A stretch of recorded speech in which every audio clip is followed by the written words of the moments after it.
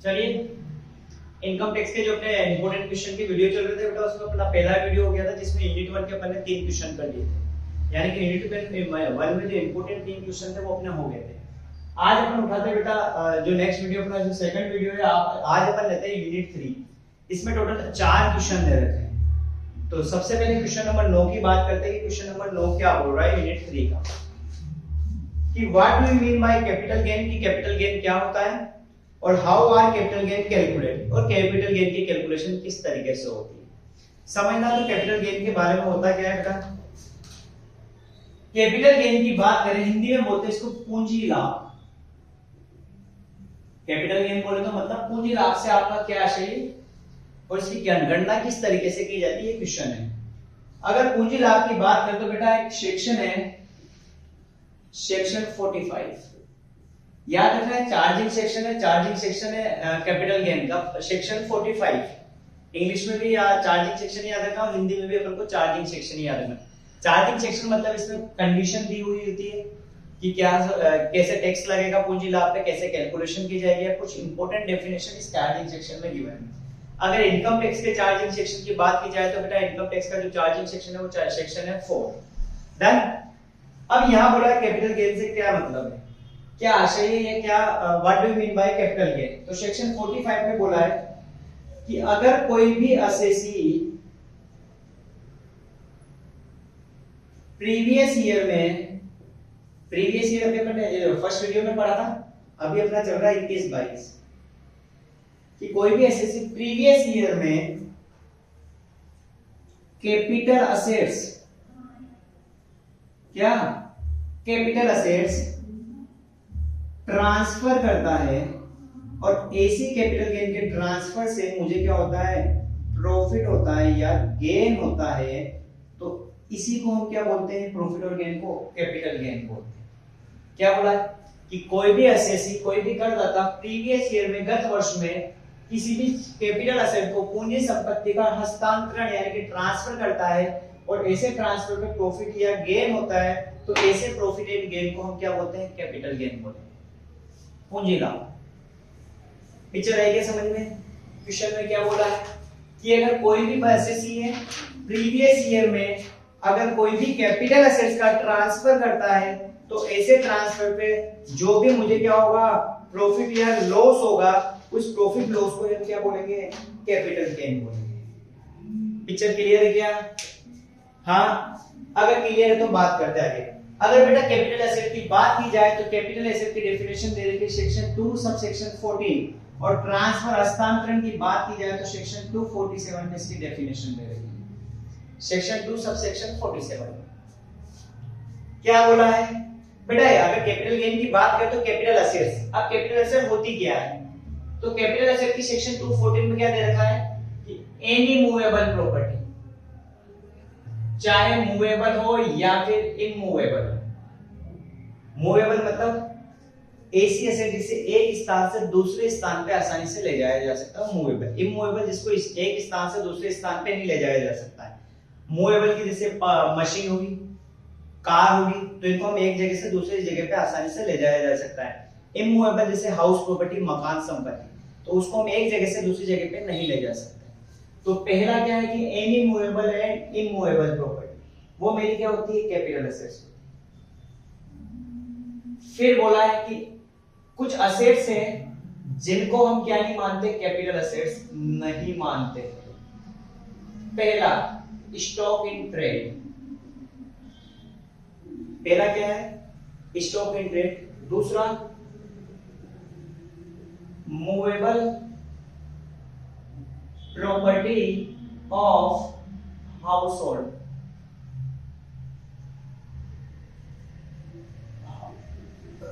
House hold use के लिए, यानी कि घरेलू के यूज के लिए या खुद के पर्सनल यूज के लिए कोई भी क्या हो, मूवेबल असेट्स हो, तो उसको भी हम क्या नहीं मानते, कैपिटल एसेट नहीं मानते।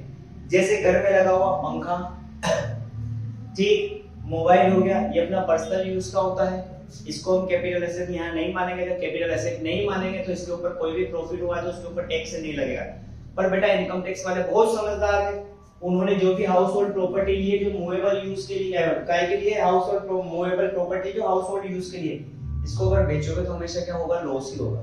इसलिए इनकम टैक्स वालों ने बोला कि आप इसको भी शामिल नहीं मत करो। मान लो मेरे पास 5 साल पुरानी मोटर कार है, तो उसको बेचूंगा तो सस्ते में ही बिकेगी, उस पे मुझे कोई प्रॉफिट नहीं होगा। आप ये छोड़ो आज आप एक नया मोबाइल लेके आए हो, आज पेटी में एक नया मोबाइल, अगर उस मोबाइल को खोल के अगर आप कल बेचोगे तो भी उसमें प्रॉफिट नहीं होगा। ठीक, तो इनको हम यहाँ पे कैपिटल एसेट में शामिल नहीं करेंगे। थर्ड पॉइंट है रूरल एग्रीकल्चरल लैंड। रूरल यानी कि ग्रामीण क्षेत्र में जो कृषि भूमि है उसके ऊपर भी हमें क्या, जो अगर उसको बेचते हैं तो उसके ऊपर कोई कैपिटल गेन होगा तो उसके ऊपर हमें कोई भी टैक्स देने की जरूरत नहीं है। अब बेटा जो मूवेबल है हाउस होल्ड, इसके कुछ एक्सेप्शन दे रहे हैं। एक्सेप्शन मतलब जिनको कैपिटल एसेट माना जाएगा।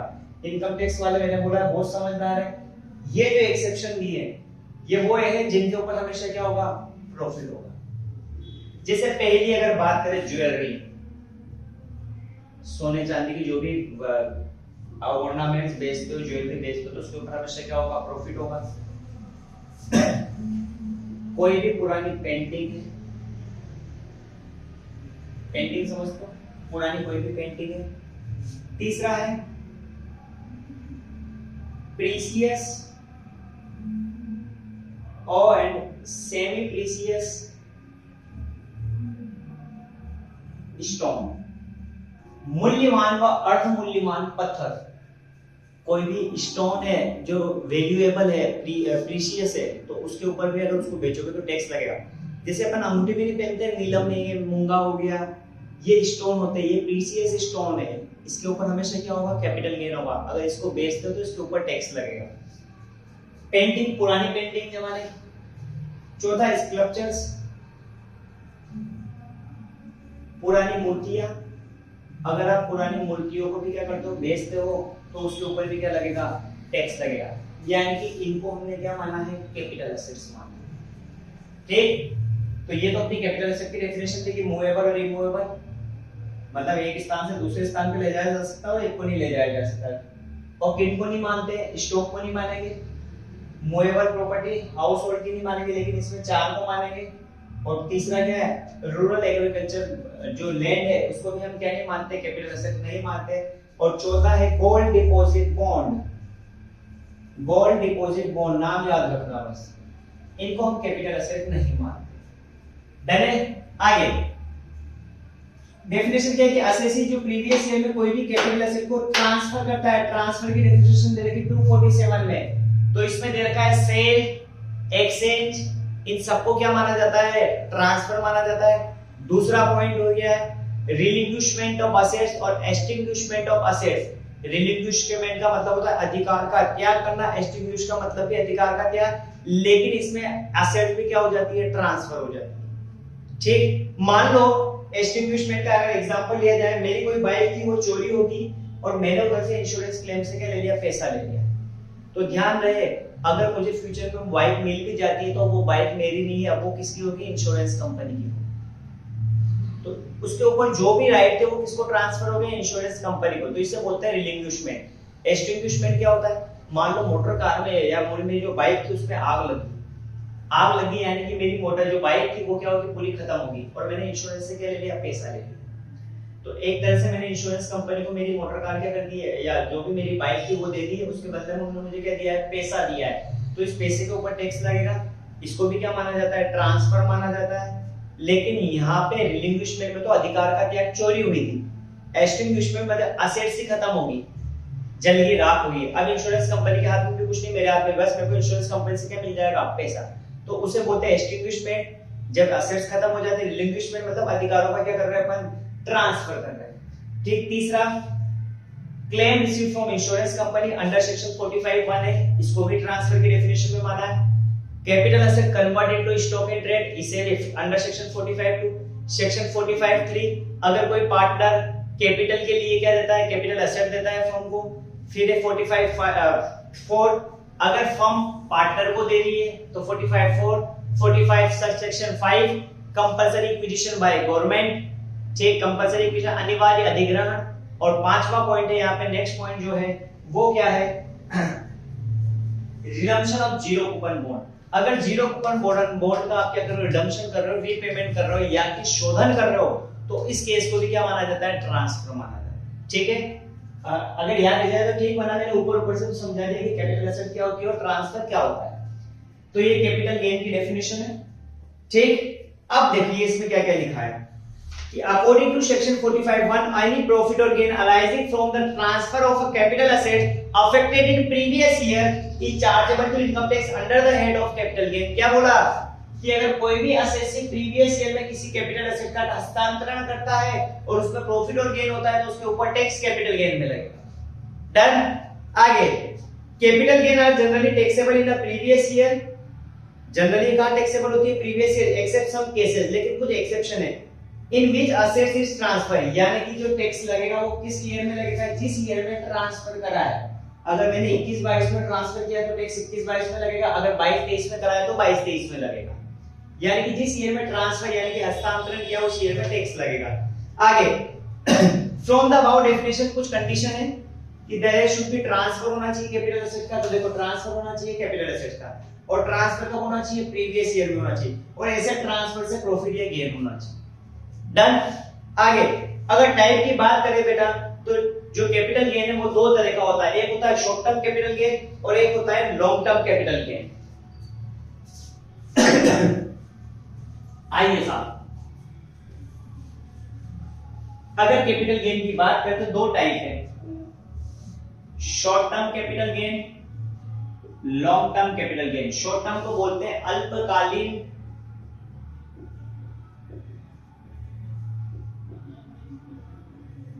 पूंजी लाभ और इसको बोलते हैं दीर्घकालीन पूंजी लाभ। एक तो अल्पकालीन पूंजी लाभ हो गया, दीर्घकालीन क्या हो गया?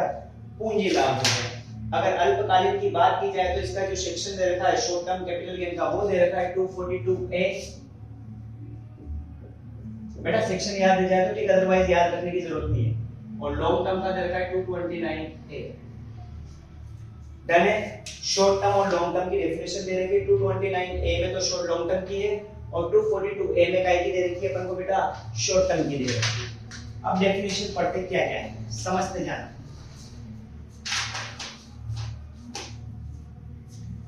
अगर शॉर्ट टर्म की बात करें तो नॉर्मल केस है अप टू 36 मंथ। अगर कोई असेट्स मेरे पास 36 महीने तक रहती है, 36 महीने या उससे कम समय के लिए रहती है, तो उसको बेचने से जो लाभ होगा उसे क्या बोलेंगे? शॉर्ट टर्म कैपिटल गेन बोलेंगे। क्या बोलेंगे? शॉर्ट टर्म कैपिटल गेन बोला जाएगा। क्या बोला? नॉर्मल कितने महीने गिनने हैं? 36 महीने। जैसे मान लो कोई एसेट्स मैंने खरीदी थी 1 अक्टूबर 2005 को और उसको मैंने बेचा है मान लो 1 मई 2021 में, तो यहां से लेके यहां तक मेरे पास असेट्स कितने महीने से? 36 महीने तक है या उससे ज्यादा है? अगर 36 महीने तक है तो शॉर्ट टर्म और ज्यादा है तो क्या हो जाएगा? Long term. डन। लेकिन यहां कुछ एक्सेप्शन दे रखे जिसमें 36 महीने नहीं देखेंगे, जिसमें या तो 12 महीने देखेंगे या फिर 24 महीने देखेंगे। अगर 24 महीने तक असेट्स मेरे पास रहती है तो इसमें दो असेट्स है, एक होते बेटा अनलिस्टेड शेयर, असूचित अंश, और दूसरा इमूवेबल प्रॉपर्टी।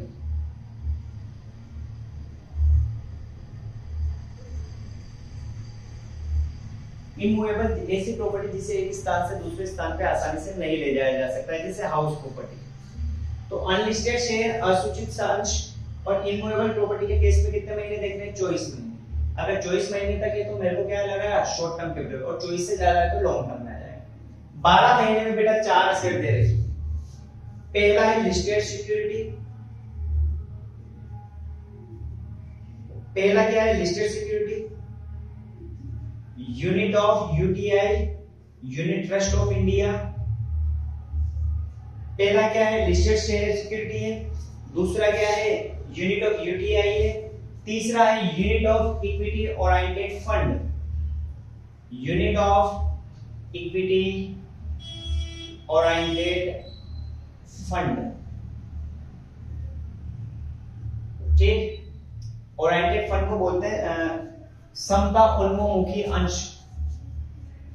समता उन्मुखी निधि की कोई भी इकाइयां हैं या फिर unit of UTI, UTI unit trust of India, उसकी कोई यूनिट है, या फिर लिस्टेड सिक्योरिटी। लिस्टेड सिक्योरिटी का मतलब क्या होता है? सूचीबद्ध या सूचित प्रतिभूतियां। और चौथा है जीरो कूपन बॉन्ड। ये चार याद रखना, zero coupon bond. Zero coupon bond जिनके ऊपर इंटरेस्ट रेट क्या होती है? जीरो होती है। डन है क्या? यानी कि लॉन्ग टर्म के, शॉर्ट टर्म के लिए नॉर्मल 36 महीने देखते हैं, लेकिन दो एक्सेप्शन है, 12 महीने देखेंगे 4 जगह। Listed security, unit of UTI, zero coupon bond और unit of equity oriented fund. 24 महीने की अगर बात करें तो यहाँ पे दो देखेंगे, अनलिस्टेड शेयर और इमूवेबल प्रॉपर्टी। अनलिस्टेड मतलब असूचित अंश। अगर 12 महीने तक है या 24 महीने तक है तो शॉर्ट टर्म, और इससे ज्यादा है तो काय में आ जाएगा? वो लॉन्ग टर्म में आ जाएगा। डन है? चलिए क्या बोल रखा है यहाँ? दे रखा है type short term capital gain and long term capital gain, page number 15। फिर आइए page number 16, short term capital gain की जो डेफिनेशन दे रखी है अंडर सेक्शन 242 ए में। टाइम पीरियड कितना है? 36 महीने या उससे कम है तो शॉर्ट टर्म, लेकिन 12 महीने देखने हैं up to 12 month. Listed security, unit of unit trust of India, unit of equity oriented fund और जीरो कूपन बॉन्ड। 24 महीने देख रहे हैं अनलिस्टेड शेयर और इमूवेबल प्रॉपर्टी। फिर दे रखा है लॉन्ग टर्म कैपिटल गेन की डेफिनेशन जो दे रखी है सेक्शन 229 ए। इसमें बोला है कि जनरली अगर 36 महीने से ज्यादा है, बेटा अगर 36 महीने भी होगा तो शॉर्ट टर्म, लेकिन 36 महीने से ज्यादा है तो लॉन्ग टर्म। और अगर 12 महीने से ज्यादा है ये 4 असेट तो लॉन्ग टर्म, और ये 2 असेट अगर 24 महीने से ज्यादा है तो ये लॉन्ग टर्म हो जाएगा। डन? साथ ही ये तो डेफिनेशन होगी अपनी काय के कैपिटल गेन के ऊपर मैंने एक नोट लिख दिया। साथ ही क्वेश्चन में पूछा है कि कैपिटल गेन की कैलकुलेशन किस तरीके से करेंगे, समझना। आओ साहब,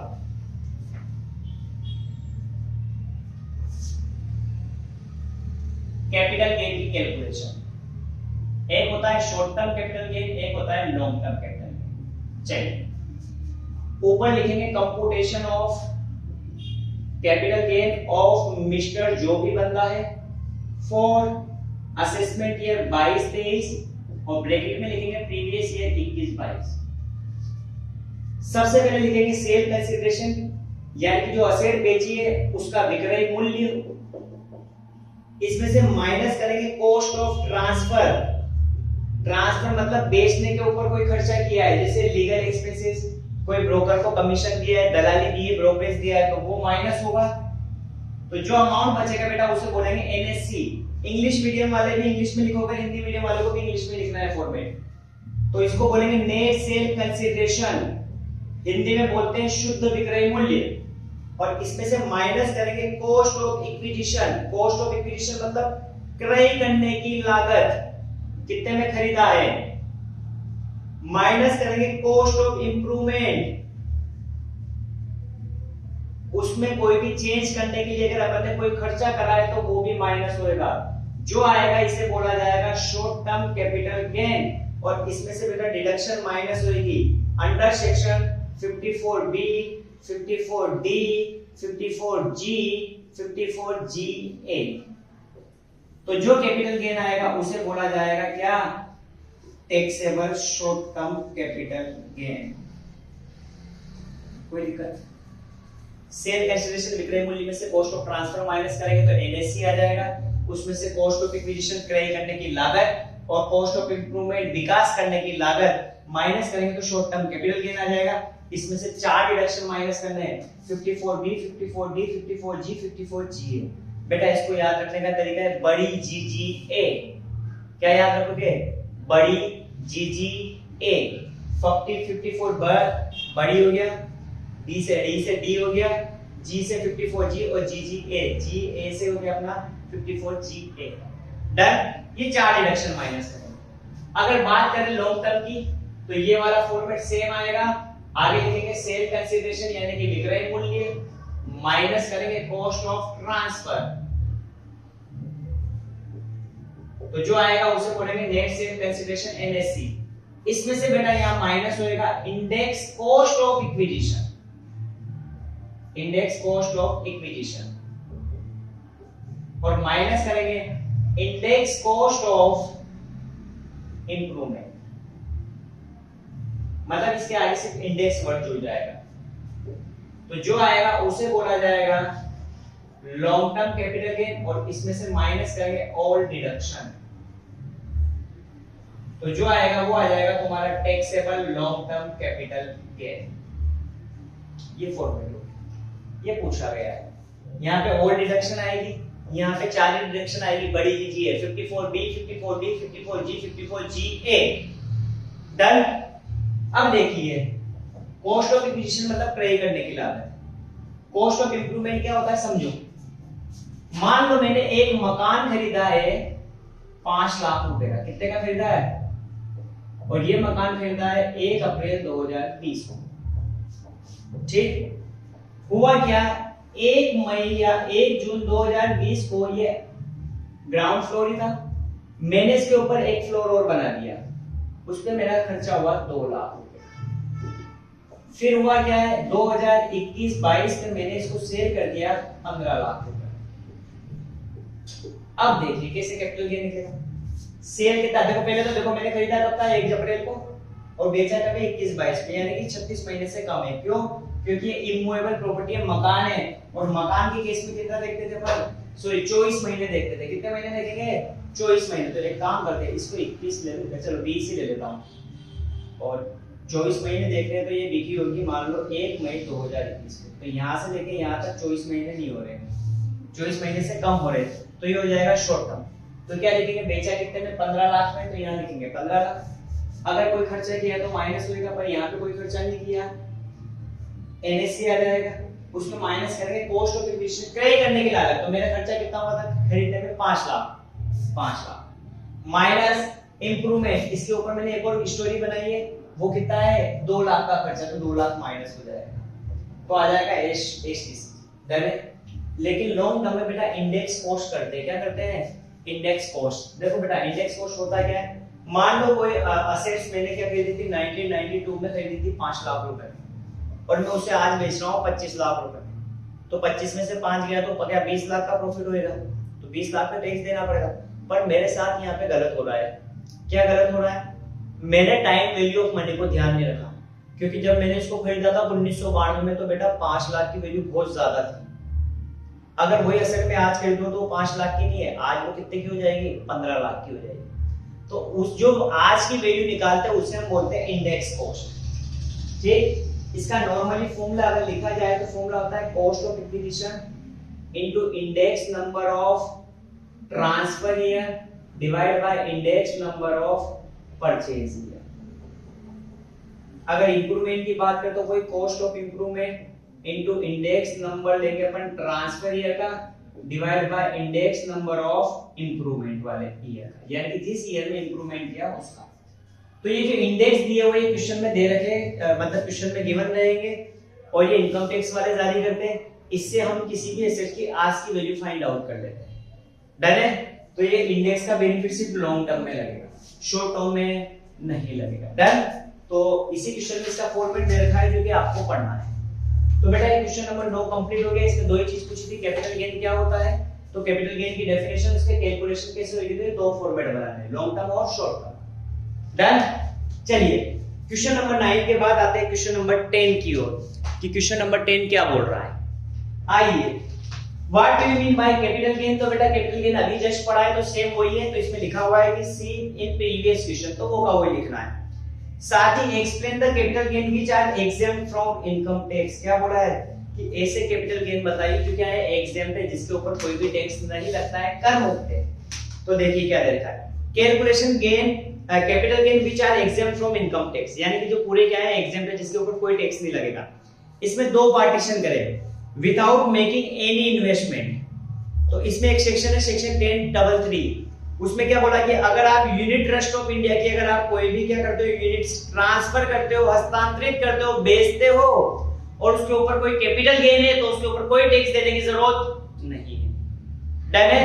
ये तो सेक्शन 10(3). एक है सेक्शन 10(37), इसमें बोला है कि आप कोई भी कैपिटल एसेट बेचते हो, कौन सी अर्बन एग्रीकल्चर लैंड, और बेचा नहीं है, उसका गवर्नमेंट ने कंपलसरी एक्विजिशन किया है।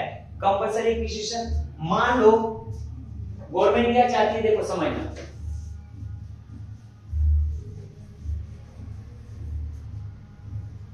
समझो,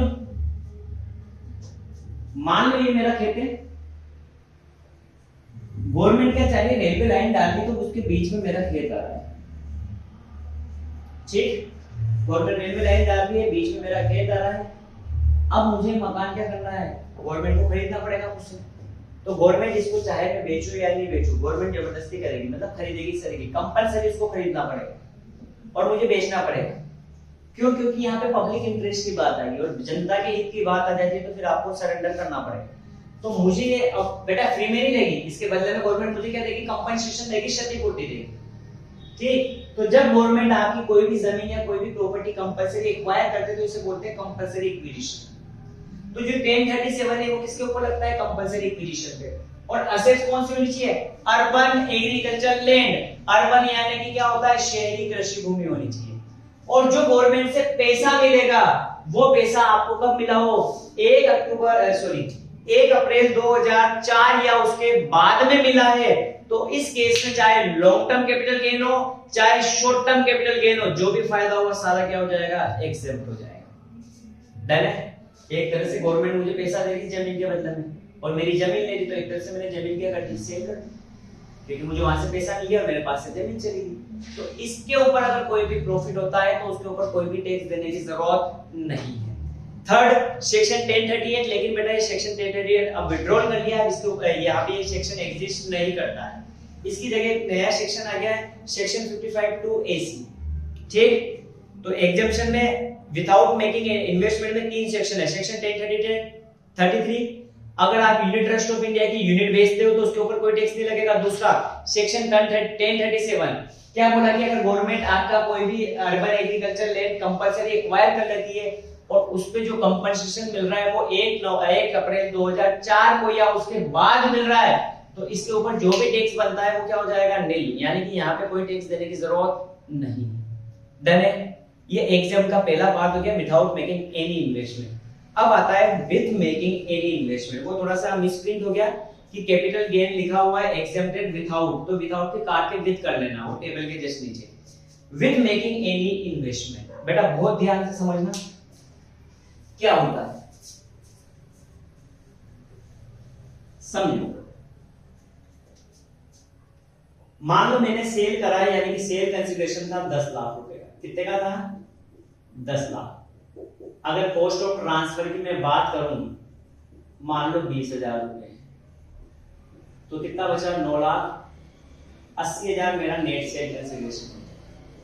इसमें से मैं कॉस्ट ऑफ एक्विजिशन या इंडेक्स कॉस्ट ऑफ एक्विजिशन दोनों ले लेता हूं, लॉन्ग टर्म और शॉर्ट टर्म दोनों। मान लो वो था 5 लाख रुपए, तो कितना आएगा, 4,80,000। ये लॉन्ग टर्म कैपिटल गेन या शॉर्ट टर्म बोल सकते हैं। डन है। इसमें से माइनस करेंगे एग्जेम्प्ट या फिर डिडक्शन, तो मेरा क्या आ जाएगा, टैक्सेबल आ जाएगा। अब पिक्चर समझना, अभी जो अपने सेक्शन पढ़ा सेक्शन 1033, 1037, 1038, वो क्या बोलता है, विदाउट मेकिंग एनी इन्वेस्टमेंट, यानी कि 4,80,000 पूरे क्या हो गया, टैक्स फ्री हो गया। अब बात करते हैं विद मेकिंग एनी इन्वेस्टमेंट, तो बेटा इसके लिए इनकम टैक्स डिपार्टमेंट ने कुछ डिडक्शन दिए हुए हैं। जैसे अभी अपन ने जब फॉर्मेट पढ़ा था तो डिडक्शन लिखा था, वहां पे बड़ी चीजें 54B, D, G, GA, 54EC, 54E, 54F, ये कुछ डिडक्शन दे रखी है।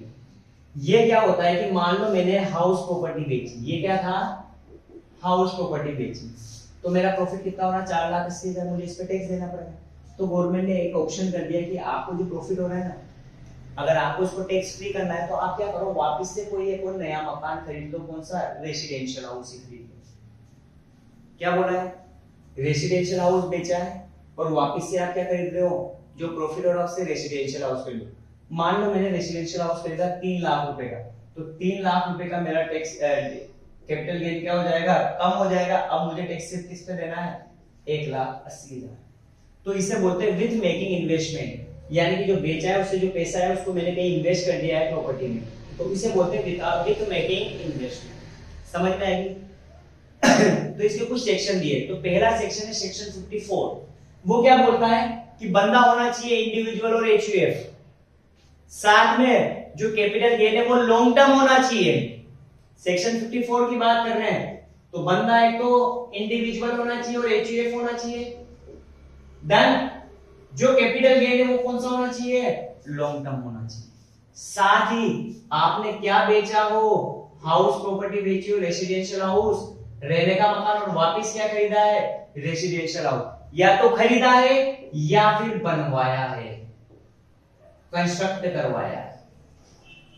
अब बनवाया कब है, तो 3 साल के अंदर जिस दिन ट्रांसफर किया है। मान लो ये प्रॉपर्टी मैंने ट्रांसफर यानी कि बेची 1 मई 2021 को, तो इसके 3 साल के अंदर, यहां से 3 साल गिरेगा तो 3 साल के अंदर मकान बनके तैयार हो जाना चाहिए। कंडीशन ये। अगर खरीदने की बात करते तो खरीदने की 2 दे रखी कि जिस दिन ट्रांसफर किया उसके 2 साल के अंदर आप मकान खरीद लो, या फिर उससे 1 साल पहले के अंदर आप क्या खरीद लो, मकान खरीद लो। तो आपको यहाँ पे डिडक्शन मिल जाएगी। समझ में आएगी क्या बात। पर एक और यहाँ पे एक और चीज, मान लो अगर आप ना तो बना रहे हो ना ही खरीद रहे हो, लेकिन आपको रिडक्शन चाहिए। अभी आपको अच्छी प्रॉपर्टी मिली नहीं तो आपने खरीदा नहीं, क्योंकि जब तक मकान अच्छा मिलेगा तभी तो खरीदूंगा। तो इस केस में गवर्नमेंट ने कैपिटल गेन स्कीम ला रखी है। क्या ला रखी है, कैपिटल गेन स्कीम 1988। ये क्या बोलता है कि अगर आपको कोई भी प्रॉपर्टी अच्छी नहीं मिल रही है लेकिन आपको खरीदना है, तो जितना खरीदना है, जितने रुपए का खरीदना है, वो पैसा आप इस बैंक अकाउंट में, स्पेशल अकाउंट में पैसा क्या कर दो, जमा कर दो। अगर आप उसमें जमा कर देते हो, और जमा करना है आपको कब, रिटर्न फाइल की डेट से पहले। ठीक, रिटर्न फाइल की 3 डेट है, 31 जुलाई 2022 से भी, 31 सितंबर 2022 और 31 नवंबर 2022, ये 3 डेट याद रखिए। डन है। तो जो भी डेट एप्लीकेबल होगी, अगर उससे पहले अगर मैं पैसा इस अकाउंट में जमा कर दूंगा तो भी मुझे क्या मिल जाएगी, डिडक्शन मिलेगी। और डिडक्शन कितनी मिलेगी, ध्यान रखना, जितना लॉन्ग टर्म कैपिटल गेन हुआ, यहाँ कितना हुआ है, 4,80,000, और जितना मैंने इन्वेस्ट किया, नई प्रॉपर्टी खरीदी है, कितने की खरीदी है, 3 लाख रुपए। दोनों में से जो भी कम होगा, यानी कि 3 लाख की मुझे क्या मिल जाएगी, यहाँ पे डिडक्शन मिल जाएगी। डन है। ये सेक्शन था सेक्शन 54, यानी कि रहने के मकान को बेच के वापस रहने का मकान खरीदा है। एक सेक्शन और सेक्शन 54F, उसमें क्या लिखा है कि आपने बेचा हो, रहने के मकान को छोड़ के कुछ भी बेचा हो और वापस क्या खरीदा हो, रहने का मकान खरीदा हो। क्या बोला है, रहने के मकान को छोड़ के कुछ भी बेचा हो, यानी कि आपने ज्वेलरी बेच दी है, मोटर कार बेच दी है, क्योंकि रेसिडेंशियल हाउस के अलावा कुछ भी बेचा हो, गुडविल बेच दी है, कोई फिक्स्ड एसेट बेच दी है, तो उस केस में बेचा तो कोई एसेट रेसिडेंशियल एसेट के अलावा, लेकिन खरीदा क्या है, वापस रहने का मकान खरीदा है। तो इस केस में बेटा डिडक्शन लगती है कौन सी, सेक्शन 54F। पूरा सेक्शन सेम है, वही लॉन्ग टर्म है, वही सब चीजें हैं, वही सेम, यही कब खरीदा है, वही तो बनाया कब है, 3 साल के अंदर खरीदने में, वही 1 साल पहले और 2 साल के अंदर, पूरा section same as it is है। बस जो अमाउंट ऑफ डिडक्शन है, यहाँ क्या था, दोनों में से जो भी कम है वो लेते थे, लेकिन यहाँ पे क्या लेंगे 54F में, पहला तो लॉन्ग टर्म कैपिटल गेन वो दे रखा है 4,80,000। दूसरा लेंगे फॉर्मूला कि long term capital gain divide by NSC into new house की रेट या न्यू इन्वेस्टमेंट। तो यहाँ लॉन्ग टर्म कैपिटल गेन कितना है, 4,80,000 divide by net cell consideration कितना है, 9,80,000 गुणा नया मकान कितने में खरीदा, 3 लाख।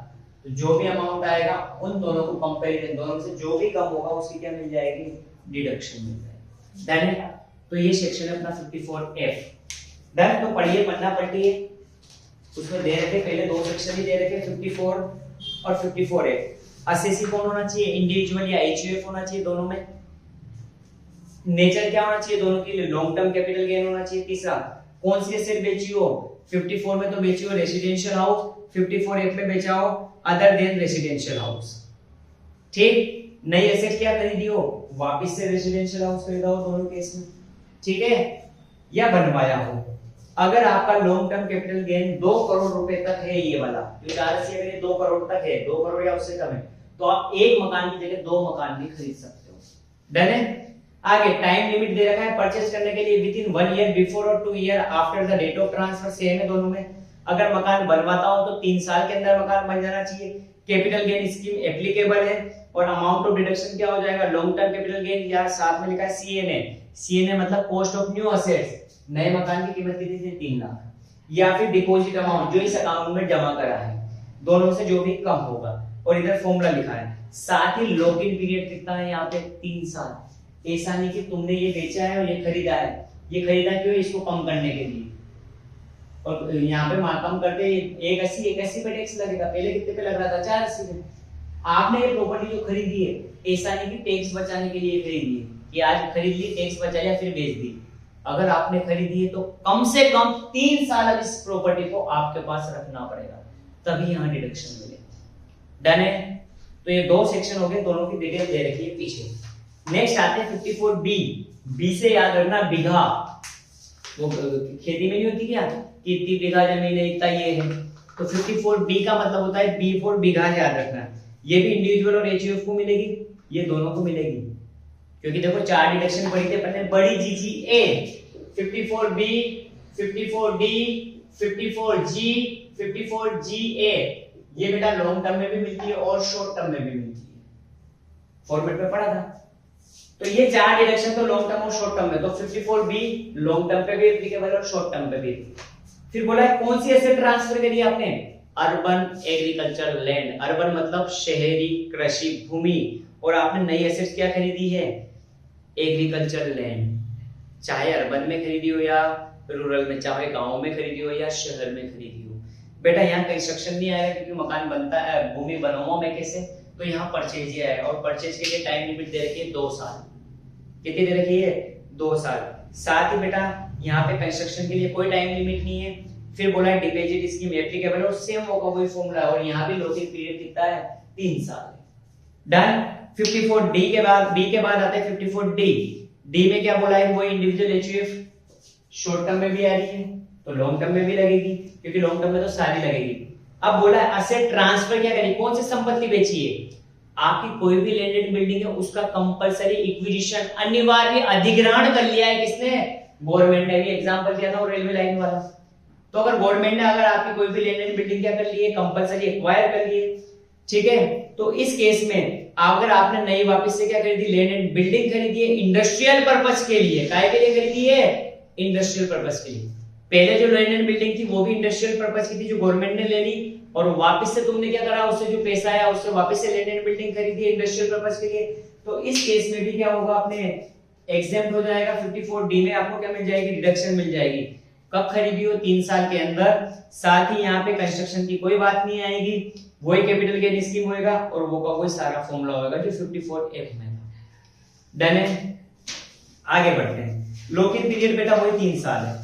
तो 4 सेक्शन तो ये हो गए, आपको कोई से भी 6 सेक्शन लिखने हैं, ठीक। तो नेक्स्ट पढ़ते हैं अपन 54G।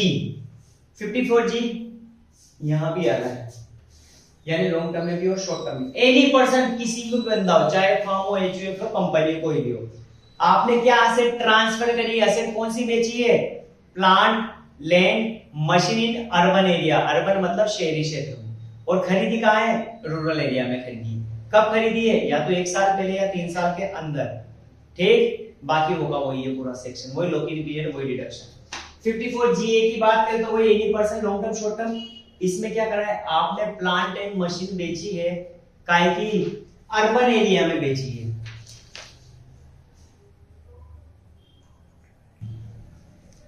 GA में क्या बोला है, ये भी लॉन्ग टर्म शॉर्ट टर्म में।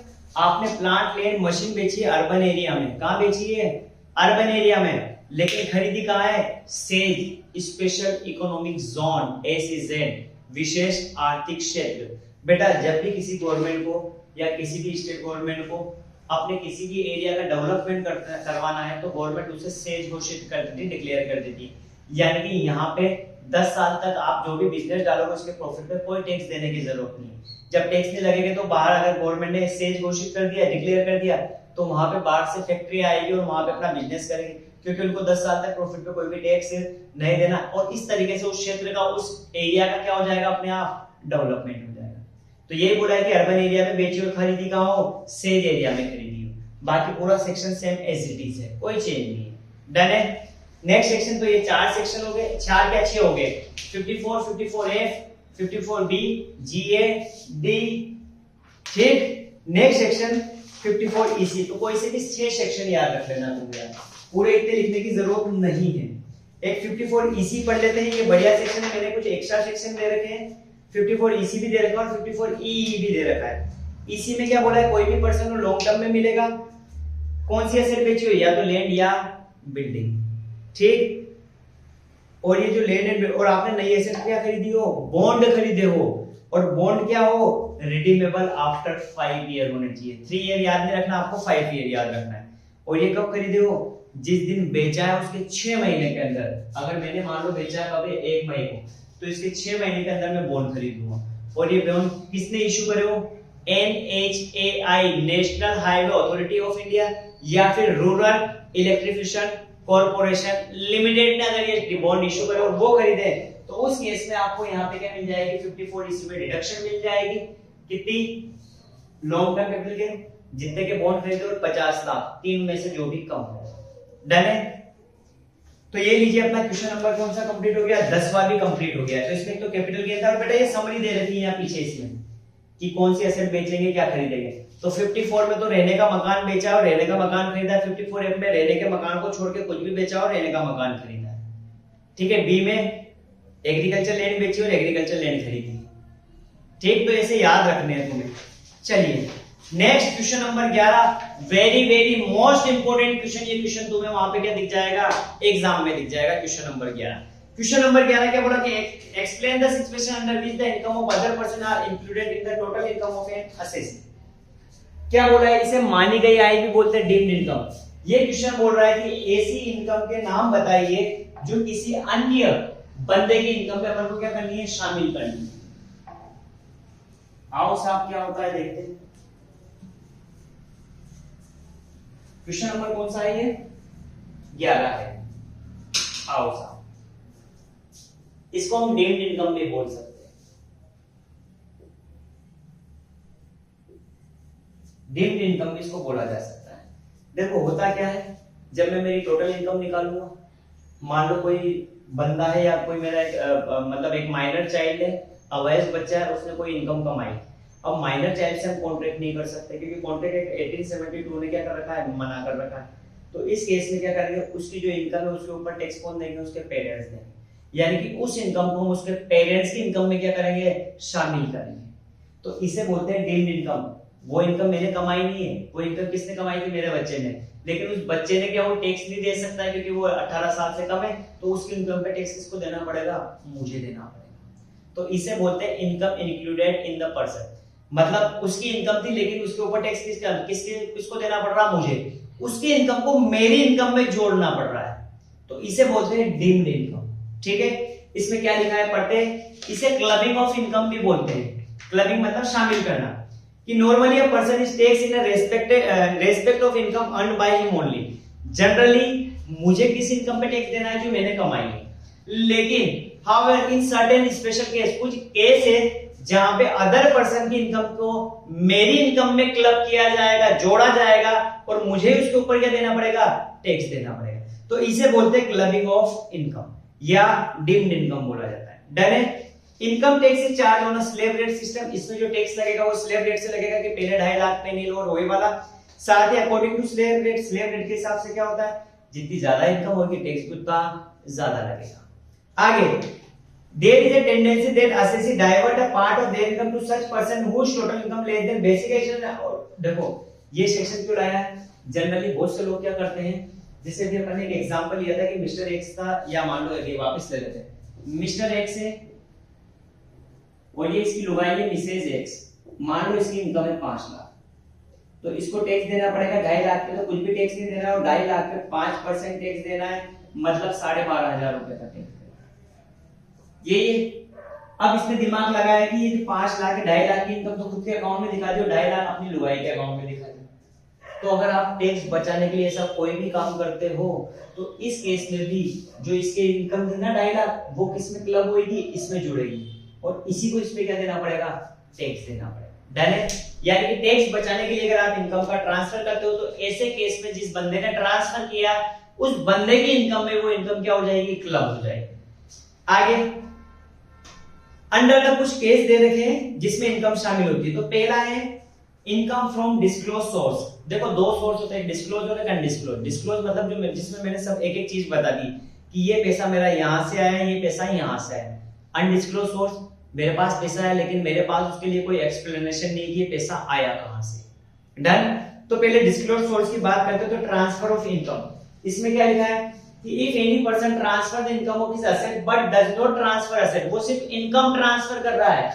यहाँ पे मैंने इनकम ट्रांसफर करी, एसेट तो इसके नाम है, ठीक। तो इस केस में जिस बंदे ने इनकम ट्रांसफर करी है उस बंदे को ही उस ट्रांसफर करी गई इनकम में क्या करना पड़ेगा, टैक्स देना पड़ेगा। यानी कि 2.5 लाख की इनकम यहाँ ट्रांसफर करी थी, एसेट ट्रांसफर नहीं करी, तो इस 2.5 लाख की इनकम पे टैक्स कौन देगा, मिस्टर टैक्स देगा। यानी कि 2.5 लाख की इनकम इसकी इनकम में क्या होगी, जुड़ जाएगी। तो ये पहला पॉइंट था।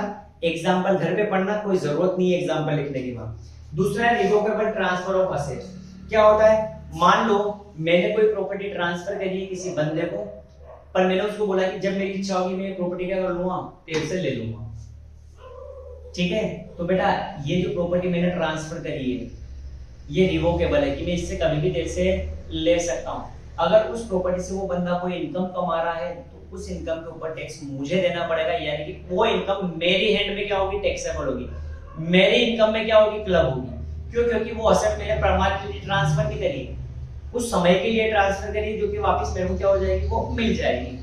तो उसकी इनकम के ऊपर टैक्स जिसने ट्रांसफर करी है उसी को देना पड़ेगा। तो ये लिखा है रिवोकेबल ट्रांसफरेबल, ठीक है। रिवोकेबल मतलब ऐसा ट्रांसफर जो परमानेंट नहीं किया है। If any asset transfer under revocable transfer then the income arise from such asset is taxable in the hands of transferor. क्या बोला है कि अगर आप रिवोकेबल ट्रांसफर में कोई एसेट ट्रांसफर करते हो तो उससे जो भी इनकम होगी उसके ऊपर टैक्स किसको देना पड़ेगा, ट्रांसफरर को, यानी कि हस्तांतरण करता हो, जिसने ट्रांसफर करी है। मैंने ट्रांसफर करी तो मुझे टैक्स देना पड़ेगा। डन है। आगे, when such transfer is considerable revocable, revocable transfer कब होता है, तो पहला हो जाएगी such transfer containing any provision retransfer of the whole or any part of transfer of asset to the transferor। क्या बोला है, अगर मैंने कोई असेट ट्रांसफर करी है किसी बंदे को, ठीक है, और किस शर्त पे कि वो असेट में वापस क्या कर लूंगा, मेरे पास ही ले लूंगा, कभी भी मैं ले सकता हूं, तो इसे रिवोकेबल ट्रांसफर बोलते हैं। दूसरा बोला है कोई भी ऐसा ट्रांसफर जिसमें मैंने सिर्फ राइट दिया है एक समय के लिए कि 5 साल के लिए मैंने तेरे को असेट ट्रांसफर करी तो यूज कर ले, 5 साल बाद ये असेट वापस मुझे क्या कर देना, ट्रांसफर कर देना, तो इसे बोलते हैं रिवोकेबल ट्रांसफर। ठीक है, तो बस ये दो ही पॉइंट लिखने हैं, when a transfer not revocable, ये लिखने की यहाँ पे जरूरत नहीं है। नेक्स्ट पढ़ते हैं income of spouse. Income of spouse मतलब स्पाउस का मतलब होता है जीवन साथी, पति के लिए पत्नी और पत्नी के लिए पति। तो यहाँ बोला है कि अगर कोई भी बंदा, समझते जाना, मान लो कि मैं पढ़ाता हूं, ठीक है, मेरी वाइफ है, मैं किसी बड़ी कोचिंग में पढ़ाता था, तो वहां पे मेरा क्या था, सब्सटेंशियल इंटरेस्ट है, मैं उस कोचिंग में क्या करता हूं, अच्छा कंट्रोल करता हूं, क्योंकि सारे बैच में संभाल रहा हूं। मेरी वजह से मैंने मेरी वाइफ की वहां पे नौकरी लगा दी, पर यहाँ पे मेरी वाइफ के पास ना तो कोई डिग्री है, बस मेरी जेब की वजह से, मेरी पहचान की वजह से वहां पे उसकी नौकरी लगी है, और अगर उसको कोई सैलरी मिलती है तो उस सैलरी के ऊपर टैक्स मुझे देना पड़ेगा, क्योंकि सामने वाली में काबिलियत नहीं थी, मेरी वजह से वहां नौकरी लगी और इनकम कमा रही है, तो इसको क्लब किसमें किया जाएगा, मेरी इनकम में क्लब किया जाएगा। तो लिखा है कि स्पाउस का मतलब यहाँ है मेल में हिज वाइफ और फीमेल के लिए इसका husband. Any income arising following source to the spouse तो shall be included in the income of individual. क्या बोला है, अगर मैं कोई भी इनकम है ये जो नीचे दे रखी है, अगर इससे कोई भी इनकम होती है तो इस इनकम के ऊपर टैक्स ट्रांसफरर को देना पड़ेगा, यानी कि मुझे ही देना पड़ेगा। Salary received because of substantial interest of another spouse. मान लो किसी कंपनी में मेरा सब्सटेंशियल इंटरेस्ट था, सार्वहित, सैलरी में भी पढ़ा था सार्वहित क्या होता है, 20% से ज्यादा मैंने क्या कर रखा है, इक्विटी शेयर खरीद रखे हैं, और उस मेरी वजह से उसकी अगर नौकरी लगती है और वो सैलरी कमाती है, उस सैलरी के ऊपर टैक्स मुझे देना पड़ेगा, यानी कि वो सैलरी की इनकम मेरी इनकम में क्या होगी, क्लब होगी। सेकंड पॉइंट बोल रखा है यहाँ पे क्या है, सब्सटेंशियल इंटरेस्ट समझा रखा है, पढ़ने ना कर पे। ठीक, आगे कि salary received because of substantial to the spouse of such individual by way of salary, commission, fees या कोई भी और नाम है, चाहे वो कैश में मिली हो या काइंड में मिली हो, तो ऐसी इनकम पे टैक्स किसको देना पड़ेगा, जिसने ट्रांसफर करी है उसी को देना पड़ेगा। डन। दूसरा, transfer of assets to spouse without consideration. मैंने मेरी पत्नी को कोई प्रॉपर्टी ट्रांसफर करी और वो ट्रांसफर करी विदाउट कंसिडरेशन, मतलब फ्री में दे दी। तो बेटा अगर मैंने फ्री में अगर ऐसा करा है तो उस प्रॉपर्टी से जो भी इनकम होगी उसके ऊपर टैक्स मुझे ही देना पड़ेगा, मेरी इनकम में वो क्या हो जाएगी, क्लब हो जाएगी। आगे, in the following situation this rule not applicable. ये रूल नहीं लगेगा कब, मान लो मेरी जो वाइफ वो भी अच्छी पढ़ी लिखी है और उसके बलबूते पे उसने किसी कंपनी में नौकरी करी है, ठीक है, तो उस केस में उसकी जो सैलरी आएगी उसको टैक्स देना पड़ेगा। क्योंकि उसके पास काबिलियत है। दूसरा केस, मैंने जो प्रॉपर्टी ट्रांसफर करी उसको, वो फुल्ली कंसिडरेशन है। अगर मार्केट में 10 लाख की रेट चल रही है, मैंने प्रॉपर्टी उसको कितने में बेची है, 10 लाख में, तो इस केस में भी उसी को टैक्स देना पड़ेगा, मुझे टैक्स देने की जरूरत नहीं है। ठीक। या फिर अगर किसी पति पत्नी में तलाक हो जाता है, अलग होने के लिए हो जाते हैं, वो अलग हो जाते हैं, तलाक हो जाता है, तो इस केस में भी उसकी प्रॉपर्टी जो उसका हिस्सा बनता है तो उसके ऊपर टैक्स उसी को देना पड़ेगा, मुझे कोई टैक्स देने की जरूरत यहाँ पे नहीं है। क्यों? क्योंकि यहाँ पे हम पति पत्नी नहीं रहे, हमारा क्या हो गया है, तलाक हो चुका है। डन। तो ये स्पाउस वाला पॉइंट है। थर्ड है इनकम ऑफ सन्स वाइफ। मान लो मेरे मम्मी पापा ने, यानी कि मेरे फादर और मदर ने कोई भी इनकम ट्रांसफर करी या प्रॉपर्टी ट्रांसफर करी है, किसको, मेरी पत्नी को, यानी कि उनकी पुत्र वधू को, मतलब उनकी बहू को। तो इस केस में उस बहू को जो इनकम ट्रांसफर करी है उसके ऊपर टैक्स मेरे कौन देंगे, पिताजी देंगे, यानी कि सास ससुर को ही देना पड़ेगा। डन है। तो वो जो मेरे बहू की, जो उनके बहू की इनकम है उसके ऊपर टैक्स किसको देना पड़ेगा, सास ससुर को ही देना पड़ेगा जिसने ट्रांसफर करा है। ठीक है। नेक्स्ट है income of minor child. Income of minor child क्या होता है कि मेरे कोई भी बच्चा है छोटा जिसकी एज 18 साल से कम है, यानी कि वो अवयस्क है, अगर वो कोई इनकम कमाता है तो उस इनकम के ऊपर टैक्स किसको देना पड़ेगा, उसके पेरेंट्स को देना पड़ेगा। अब पेरेंट्स में आते हैं माता या पिता। अगर उन दोनों का, अगर माता पिता का अभी तलाक नहीं हुआ है, बच्चे मतलब साथ में रहते हैं, तो इस केस में अगर माता की इनकम ज्यादा है तो वो उस बच्चे के जो भी इनकम है वो माता में टैक्स देना पड़ेगा। अगर पिता ज्यादा कमा रहा है तो उस इनकम पे टैक्स किसको देना पड़ेगा, पिताजी को देना पड़ेगा। लेकिन अगर दोनों पति पत्नी अलग हो चुके हैं, उनका तलाक हो गया है, तो इस केस में टैक्स कौन देगा, तो इस केस में वो माइनर बच्चा जिसके पास रहता है, अगर माता के पास रहता है तो माता को टैक्स देना पड़ेगा, और पिताजी के पास रहता है तो पिताजी को टैक्स देना पड़ेगा। डन है।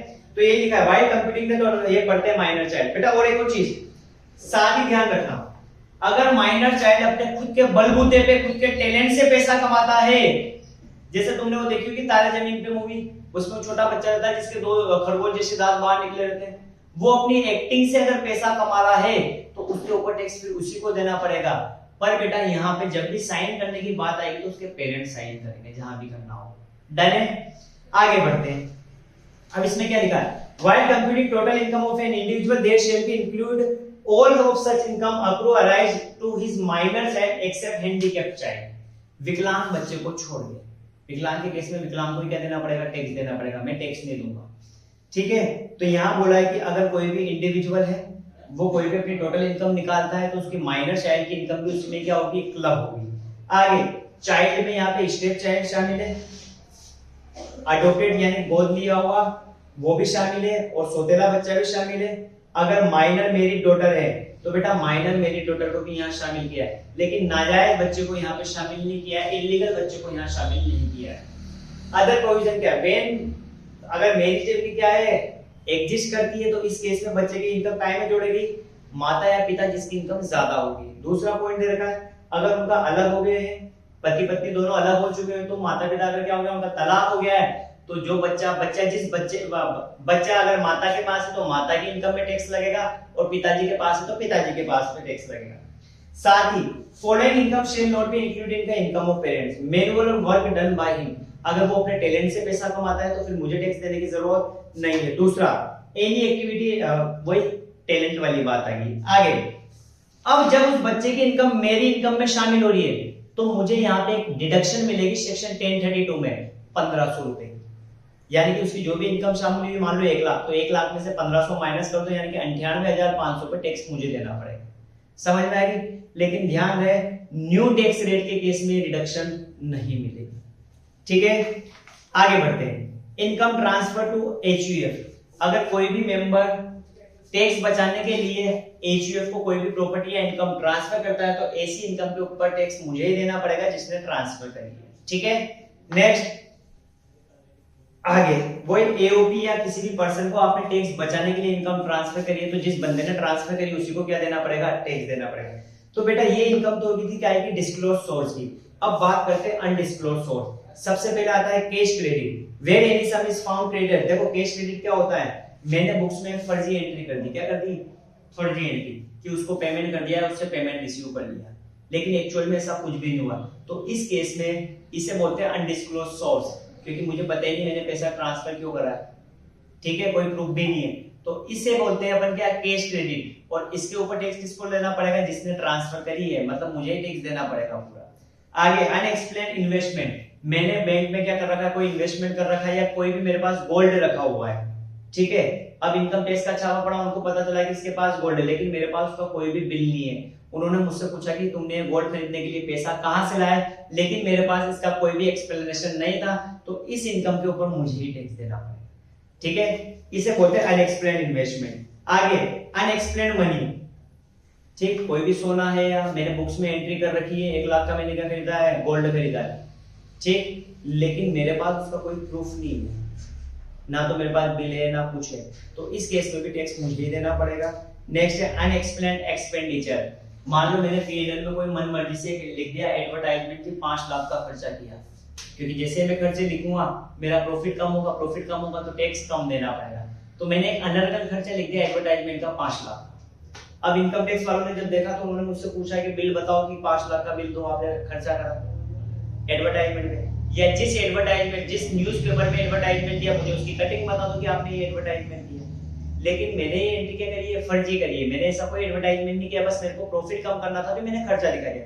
तो इस केस में उस पूरे खर्चे के ऊपर मेरी उस पूरे खर्चे को मेरी इनकम मान ली जाएगी और उसके ऊपर टैक्स मुझे को देना पड़ेगा। डन है, तो ये पढ़ना तो इसमें आ जाएगा समझ में, कोई इतना डर नहीं।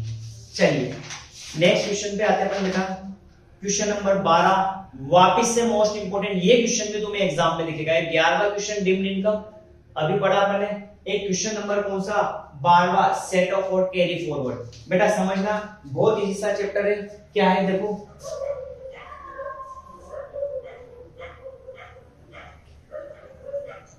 आइए फटाफट लेते हैं बेटा एक क्वेश्चन और, अंतिम क्वेश्चन है सेट ऑफ और कैरी फॉरवर्ड का। क्वेश्चन नंबर 12, सेट ऑफ और कैरी फॉरवर्ड होता क्या है, ठीक है। Set of and carry forward, carry forward का मतलब तो होता है आगे ले जाना, सेट ऑफ मतलब एडजस्ट करना।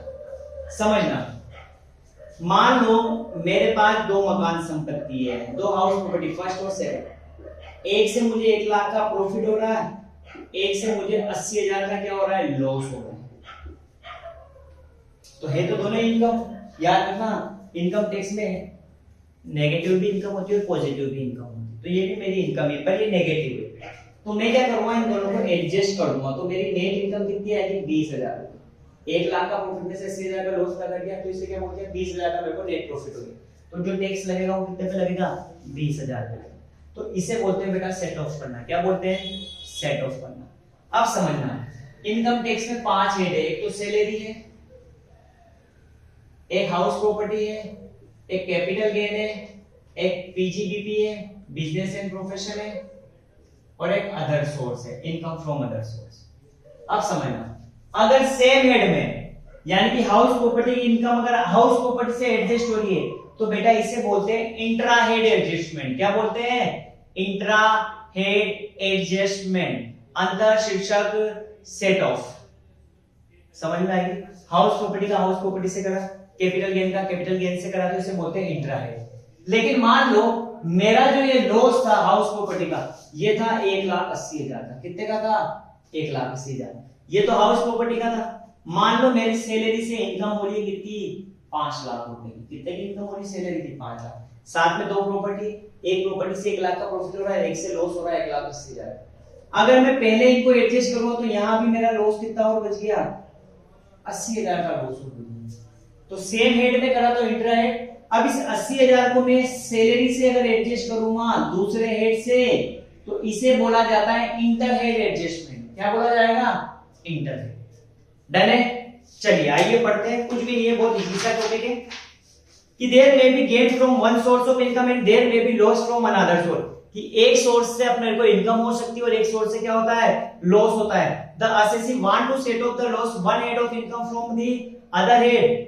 क्या बोला है कि अगर कोई भी असेसी इस तरह का एडजस्टमेंट करना चाहता है तो वो कर सकता है, लेकिन उसको कुछ रूल्स एंड रेगुलेशन क्या करने पड़ेंगे, फॉलो करने पड़ेंगे। पहला बोला है सेट ऑफ के रूल दे रखे, intra head set of. Intra head set of का मतलब होता है सेम हेड, हाउस प्रॉपर्टी का हाउस प्रॉपर्टी से एडजस्ट हो गया, तो ये लिखा है the losses of one source of income can be adjust income from another source under the same head. एक ही हेड है, हाउस प्रॉपर्टी एक ही में आ रहा है, ये भी हाउस प्रॉपर्टी और ये भी हाउस प्रॉपर्टी है, तो सेम हेड यानी कि हाउस प्रॉपर्टी की एक इनकम को दूसरे लॉस से एडजस्ट करते तो इसे क्या बोलते हैं, इंट्रा हेड। इसके कुछ रूल्स है, क्या है कि लॉन्ग टर्म कैपिटल लॉस को सिर्फ और सिर्फ आप लॉन्ग टर्म कैपिटल गेन से ही एडजस्ट कर सकते हो। अल्पकालीन दीर्घकालीन पूंजी को दीर्घकालीन लाभ से किया जा सकता है, शॉर्ट टर्म से नहीं किया जा सकता। दूसरा बोला है स्पेकुलेशन बिजनेस, अगर सट्टे के बिजनेस से कोई हानि है तो उसका एडजस्टमेंट आप सट्टे के प्रॉफिट से ही कर सकते हो। डन। तीसरा दे रखा है कि हॉर्स रेस में अगर मेंटेनेंस और मतलब हॉर्स रेस में जो हॉर्स काम आते हैं उनको अगर आप मेंटेनेंस के लिए अगर आप उसका क्या कर रहे हो, बिजनेस कर रहे हो, अगर उससे कोई लॉस होता है तो आप उसका प्रॉफिट से उसको क्या कर सकते हो, एडजस्ट कर सकते हो। डन है। नेक्स्ट पॉइंट है, अगर कोई भी स्पेसिफाइड बिजनेस का लॉस है, बेटा स्पेसिफाइड बिजनेस है सेक्शन 35 एडी, ये जब अपन पीजीबीपी पढ़ेंगे तो वहां पे मैं समझाऊंगा इसको। तो ये बोल रहा है कि अगर पीजी स्पेसिफाइड बिजनेस का कोई लॉस है तो उसका एडजस्टमेंट आप स्पेसिफाइड बिजनेस से ही कर सकते हो। नेक्स्ट, लॉटरी जितनी भी कैजुअल इनकम है, अपन ने पढ़ा था कैजुअल इनकम 224(9) सेक्शन, उसमें पढ़ा था ना कैजुअल इनकम, लॉटरी से, गैम्बलिंग से, बेटिंग से, क्रॉसवर्ड पजल से, अगर आपको कोई लॉस होता है तो उसका आप कोई भी एडजस्टमेंट नहीं कर सकते हो। और लास्ट पॉइंट दे रखा है कि अगर कोई भी एग्जेम्प्ट इनकम है, मान लो कि हाउस प्रॉपर्टी को अगर बेचते हैं तो उसके ऊपर कोई टैक्स नहीं लगता है इनकम टैक्स में, और उससे मुझे लॉस हो रहा है तो उसका लॉस मैं टैक्सेबल इनकम से एडजस्ट नहीं कर सकता। समझ में आएगी बात? यानी कि इसमें कितने पॉइंट है, लॉन्ग टर्म का लॉन्ग टर्म से होगा, स्पेसिफाइड का स्पेसिफाइड से होगा, हॉर्स रेस का हॉर्स रेस से होगा, क्रॉसवर्ड पजल का नहीं होगा, स्पेसिफाइड बिजनेस का स्पेसिफाइड से होगा, स्पेकुलेशन का स्पेकुलेशन का होगा, एग्जेम्प्ट इनकम का टैक्सेबल से नहीं होगा। डन। ये इंट्रा हेड के रूल थे। अब बात करते हैं इंटर हेड, मतलब हाउस प्रॉपर्टी का सैलरी से एडजस्ट हो गया, तो इसके कुछ रूल्स है, देखो क्या दे रखा है इंटर हेड में कि हाउ के लॉस अंडर, इसके कुछ एक्सेप्शन है कि देखो लॉस अंडर कैपिटल गेन, क्या बोला, कैपिटल गेन में अगर लॉस है तो उसका एडजस्टमेंट आप कैपिटल गेन से कर सकते हो। जैसे यहाँ हाउस प्रॉपर्टी था तो इसको अपन ने सैलरी से कर लिया था, अगर यहाँ कैपिटल गेन होता तो मैं उसको सैलरी से नहीं कर सकता हूँ, मैं काय से करूंगा, सिर्फ कैपिटल गेन से। ठीक है। दूसरा, अगर हाउस प्रॉपर्टी में कोई लॉस है और आप दूसरे हेड से एडजस्ट कर रहे हो, मतलब हाउस प्रॉपर्टी को आप सैलरी से कर रहे हो या दूसरे हेड से कर रहे हो, तो सिर्फ आप कितने लाख तक का एडजस्टमेंट कर सकते हो, 2 लाख रुपए तक का दूसरे हेड से कर सकते हो। सेम हेड से तो कितना भी कर सकते हो, पर दूसरे हेड से कितना कर सकते हो, सिर्फ 2 लाख रुपए। नेक्स्ट, साथ ही नेक्स्ट बोला है कि पीजीबीपी का लॉस, अगर बिजनेस का कोई लॉस है तो उसको आप सैलरी से नहीं कर सकते हो। पिक्चर आगे समझ में? तो ये तो हो गया इंटर हेड और इंट्रा हेड। अब अपन बात करते हैं बेटा सेट ऑफ की, काय की बात करते हैं, कैरी फॉरवर्ड की। सेट ऑफ तो हो गया, मान लो यहाँ पे 80,000 का लॉस था, कितने का लॉस था, 80,000 का हाउस प्रॉपर्टी। ठीक, अब मेरे पास इसके अलावा कोई इनकम नहीं है, अब मैं इसको एडजस्ट नहीं कर पाऊंगा, तो इसको बेटा मैं नेक्स्ट ईयर में क्या करूंगा, कैरी फॉरवर्ड करूंगा। कहां कैरी फॉरवर्ड करूंगा, नेक्स्ट ईयर। और नेक्स्ट ईयर इसको मैं हाउस प्रॉपर्टी से अगर कोई इनकम होती है तो वहां से क्या कर दूंगा, एडजस्ट कर दूंगा। ठीक। और ये जो कैरी फॉरवर्ड है बेटा मैं 8 साल तक कर सकता हूं, अगर अगले साल भी नहीं हुआ तो फिर उसके अगले साल ट्रांसफर कर दूंगा, अगर वहां भी नहीं हुआ तो फिर उसके अगले साल कर दूंगा। तो इसके लिए मैंने एक टेबल बना रखी है बेटा, टेबल दिमाग में फिट कर लेना। क्या है carry forward, the assessee want to set off the loss one head from other head if loss is excess. देखो यहाँ लॉस कितना है, 80,000 का हो गया, ज्यादा हो रहा है इनकम से, अब मैं इसको यहाँ एडजस्ट नहीं कर पा रहा हूँ, दूसरा हेड की इनकम भी नहीं है, तो मैं इसको नेक्स्ट ईयर क्या कर दूंगा, कैरी फॉरवर्ड, अगले साल मैं इसको आगे ले जाऊंगा और वहां एडजस्ट करूंगा। तो इसके लिए नीचे कुछ रूल्स दे रखे हैं कि लॉस अगर बिजनेस का है तो इसको जब मैं सेट ऑफ करूंगा अगले साल, इसके बाद ही अगले साल आ गया, तो जहां मैं सेटअप करूंगा तो मैं किससे करूंगा, बिजनेस के प्रॉफिट से करूंगा। और कितने साल तक मैं कैरी फॉरवर्ड कर सकता हूं, 8 साल तक। इसी तरह की स्पेकुलेशन का लॉस यानी कि सट्टे की हानि है, तो जब मैं अगले साल कैरी फॉरवर्ड करूंगा तो सट्टे की प्रॉफिट से क्या होगा, एडजस्ट होगा। और कितने साल तक कैरी फॉरवर्ड कर सकता हूं, 4 साल तक। स्पेसिफाइड बिजनेस का लॉस है तो उसको मैं स्पेसिफाइड बिजनेस से के प्रॉफिट से ही कर सकता हूं, वो भी कितने साल तक, नो लिमिट, कितने भी साल तक मैं आगे ले जा सकता हूं। आगे शॉर्ट टर्म कैपिटल लॉस को मैं कैपिटल गेन से कर सकता हूं, चाहे शॉर्ट टर्म हो या लॉन्ग टर्म, दोनों से कर सकता हूं, ये भी 8 साल तक। Long term capital loss LTCL, तो लॉन्ग टर्म को मैं सिर्फ और सिर्फ लॉन्ग टर्म से ही करूंगा, और कितने साल तक, 8 साल तक कैरी फॉरवर्ड कर सकते हैं। हाउस प्रॉपर्टी का है तो हाउस प्रॉपर्टी से ही एडजस्ट होएगा, ये 80,000 का लेके थे अपन। तो नेक्स्ट ईयर अगर हाउस प्रॉपर्टी की इनकम नहीं है तो मैं इसको एडजस्ट नहीं करूंगा, मैं इसको हाउस प्रॉपर्टी से ही कर सकता हूं नेक्स्ट ईयर। ठीक, ये भी 8 साल। अगर हॉर्स रेस है तो हॉर्स रेस से ही होगी मेंटेनेंस की, वो है 4 साल। एक है अनएब्सॉर्ब डेप्रिसिएशन है तो वो किसी भी हेड से कर सकता हूं सैलरी के अलावा, और उसके लिए भी क्या है, नो लिमिट। अनएब्सॉर्ब डेप्रिसिएशन होता क्या है, देखो मान लो कंपनी को प्रॉफिट हुआ 1 लाख का, और जब मैंने डेप्रिसिएशन की कैलकुलेशन करी तो डेप्रिसिएशन निकल रहा है मेरा 1.5 लाख। अगर मैं पीएनएल में 1.5 लाख लिख दूंगा तो मेरा लॉस हो जाएगा 50,000। यानी कि जब प्रॉफिट कम हो और डेप्रिसिएशन ज्यादा हो, यानी कि मैं यहाँ सिर्फ 1 लाख ही एडजस्ट कर सकता हूँ। अभी कितने रुपए का डेप्रिसिएशन और बच रहा, 50,000 का, तो इसको मैं कैरी फॉरवर्ड कर सकता हूँ कितने भी सालों तक, और किसी भी हेड से एडजस्ट कर सकता हूँ, बस सैलरी से नहीं करूंगा। डन है। साथ ही अगर आपको लॉस होता है और आप लॉस का क्या कर रहे हो, कैरी फॉरवर्ड कर रहे हो, सेट ऑफ कर रहे हो। कैरी फॉरवर्ड कर रहे हो मतलब एक साल से दूसरे साल में ले जा रहे हो, अगर लॉस बच जाता है तो आप तभी ले जा सकते हो जब आप रिटर्न फाइल करते हो। अगर आपने रिटर्न फाइल नहीं किया है तो आप आगे नहीं ले जा सकते हो। तो नेक्स्ट पॉइंट पे ये दे रखा है कि submission of return for losses, यानी कि रिटर्न फाइल करना क्या है, जरूरी है। साथ ही अगर कोई लॉस होता है तो ऐसा नहीं कि ठीक है 8 साल है तो मैं यहाँ एडजस्ट नहीं करता हूँ, जैसे 180 को एडजस्ट नहीं करा, जैसे ये था मान लो 1 लाख की इनकम है, लॉस कितना है 180। रूल तो क्या बोलता है कि इनको एडजस्ट करो, लेकिन मैंने क्या कर लगा कि मैं यहाँ एडजस्ट नहीं कर रहा, मैं तो इसको अगले साल ले जाऊंगा, तो ऐसा नहीं कर सकते। अगर लॉस और प्रॉफिट है तो आपको एडजस्ट करना पड़ेगा। ये नेक्स्ट पॉइंट दे रखा है, इसका केस लिया था टायर सोल्स वाला। ठीक है क्या, तो ये बेटा अपना कौन सी थी, यूनिट 3 के जो क्वेश्चन थे वो सारे कंप्लीट हो गए। तो सेट ऑफ कैरी फॉरवर्ड वाला याद रखना है, मोस्ट इंपोर्टेंट क्वेश्चन है, तुम्हें एग्जाम में दिखेगा। और एक क्वेश्चन नंबर 11 डीम्ड इनकम वाला, वो भी तुम्हें कहां दिखेगा, क्वेश्चन इनकम अपने पेपर में दिख जाएगा। ठीक है, तो ये 2 यूनिट अपनी कंप्लीट होगी, एक तो यूनिट फर्स्ट और यूनिट थर्ड। बाकी बात अपन नेक्स्ट वीडियो में करते हैं।